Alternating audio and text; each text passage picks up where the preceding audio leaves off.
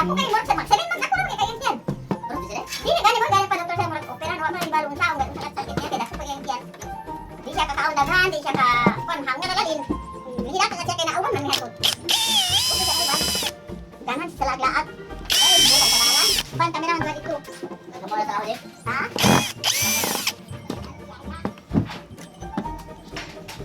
Nasti na oh. Kan ka.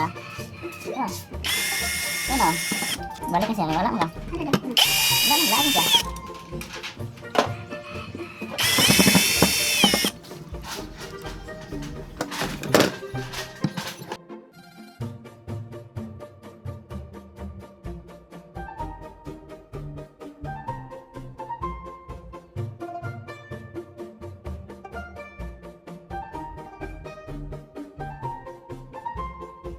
Yun mga angkol, nabuksan natin.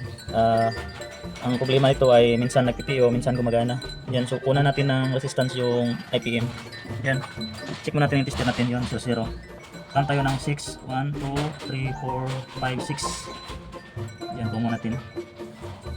2.4, 2.3, yun. 2.3. Yan, pangatlo dapat 2.3 din. Yun, 2.0. Bumaba lang pangatlo. Ang pangatlong paa, bumaba. Ito naman ay itki at itki. Yun, bumaba din. Ito 1.9. Good. Baybayan natin tong paa na to dalawa. Unahin natin yung pangatlo.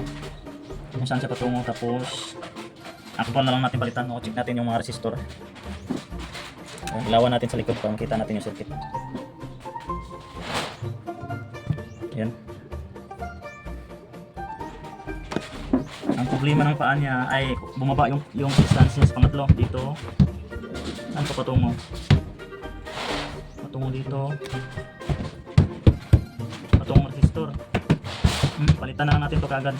Check mo natin yung resistor na to, 1 ohms to.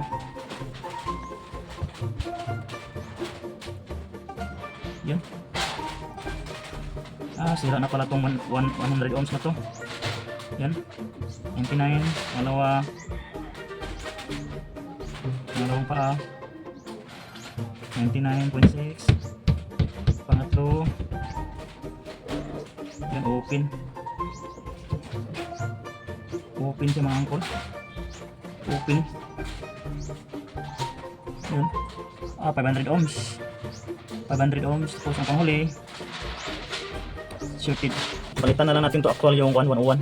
Kasi tingnan yung 101 mga angkol. Dapat sa pangtatlo ay 100 ohms. Yan. 100 ohms, 99.6, good. Turn off 100 ohms. Panghuli. Pangalawa. 99.6, good. Panghuli. Yun, 509 ohms. Mataas. At ito naman, shorted. Yan. Palitan natin actual to, 101.